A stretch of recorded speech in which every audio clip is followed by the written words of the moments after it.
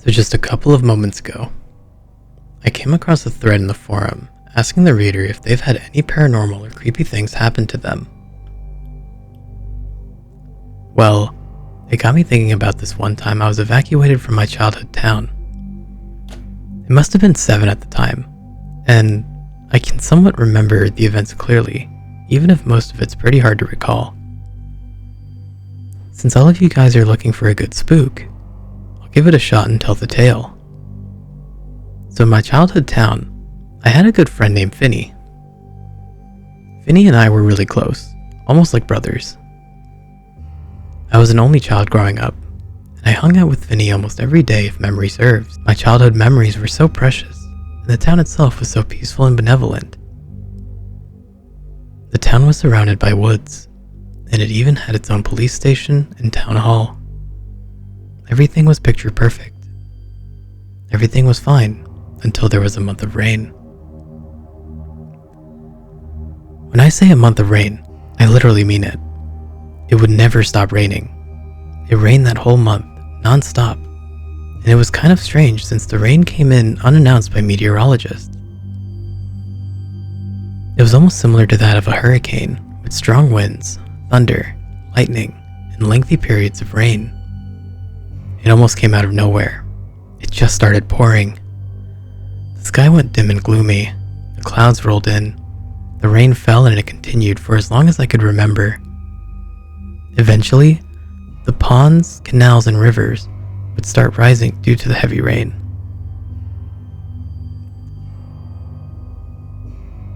The flooding all took place within the first 2 weeks. I remember this one night when it was thundering. I was looking outside my window. I noticed that the lighting had strange colors. Some would look orange, others would look green, and some even purple. This made the rain fall even harder. Eventually, the waters had gotten so high that it reached up to our ankles. We would still go to school since they thought the floods weren't too big a deal. They made us wear raincoats, boots, and also made us take umbrellas with us every day. We all took notice that there was an outbreak of insomnia among us children at the time ever since the rain started.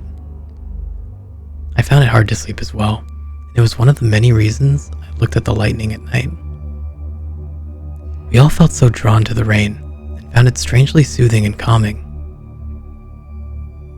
The lights continued in the sky every night until eventually there was the loudest thunder strike. At least I thought it was. I bet it woke the whole town up. It struck somewhere within the woods, and then things got weird. Every night we'd hear weird noises. Voices, whispers, and scratching outside. Sinkholes or burrows could be found all over patios, lawns, gardens, and the woods. Sinkholes or burrows could be found all over patios, lawns, gardens, and the woods. The water rose up to our waist, and eventually, school was called off on occasion. My friend Finny and some other kids in our clique would visit my house often to play. Sometimes, they might even stay the night. I remember this one time, waking up at night and being drawn to the window. We were in our living room, and my other friend Bryce was looking outside the window I felt enticed to look out of when I was awoke. He and 2 other kids were at the window looking outside as if intrigued. They said that someone was calling out to them and inviting them out to play inside the rain. We looked outside and saw nothing. A few minutes passed as we continued to look out the window, feeling strangely enticed to go outside. Eventually, the rain hit harder, and it also appeared that something was swimming in my flooded backyard. It never emerged from the water to show us its identity or what it was. We just assumed it was the rain making weird patterns in the water as it hit it. The urge to go outside remained, and we began hearing whispers again.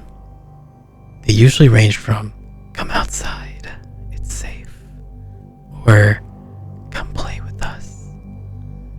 Most of what someone would say to convince a child to come out of a hiding spot.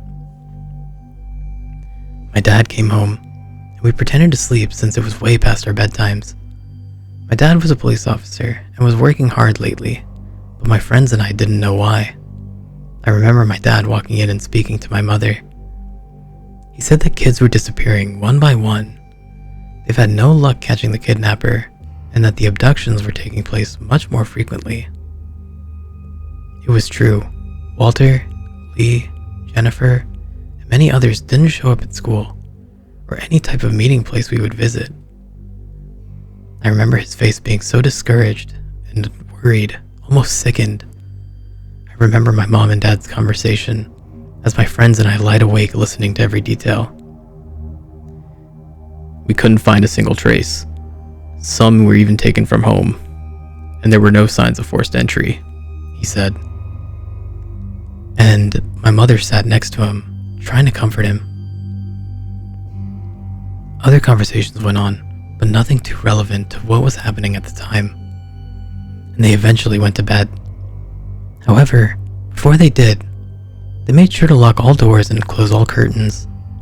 My friends and I stayed up, talking about what we just heard, and made up our own little ideas of what was happening, but all too childish. From time to time, the whispers would return to wake us up. Sometimes it was even scratching or clawing at all our walls and windows. We wouldn't dare to open the curtains and see what it was for ourselves. Who could blame us? I mean, there was a madman that kidnapped children on the loose. These events went on for weeks, and the kidnappings only got worse. Houses were found empty in the morning, and sometimes kids would be left behind, too traumatized to speak, and alone in the house with, again, no signs of forced entry. The town was mortified, and eventually, a town meeting was called. Some of my friends were missing too, and all that was left of my clique was Finney and Dalton.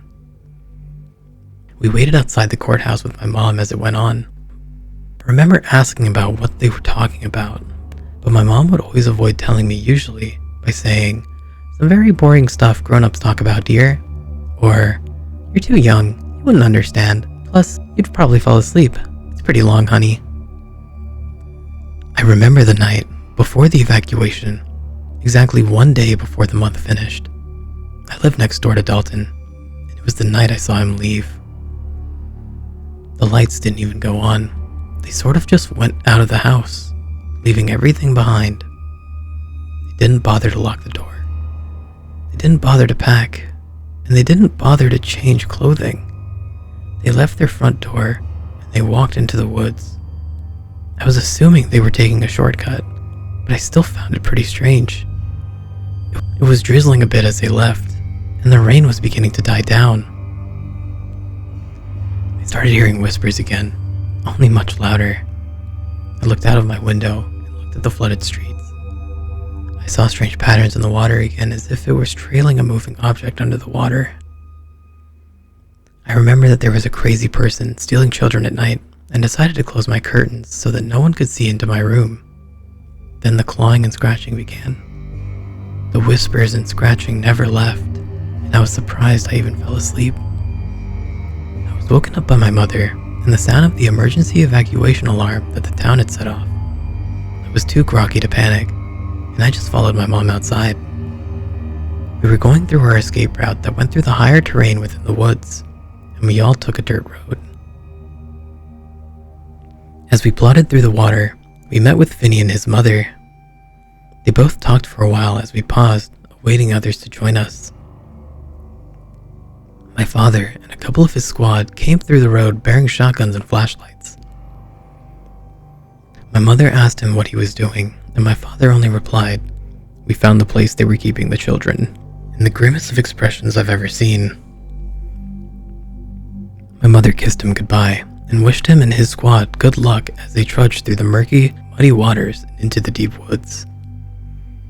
My mom mentioned for me to come with her, but suddenly another woman came asking for help.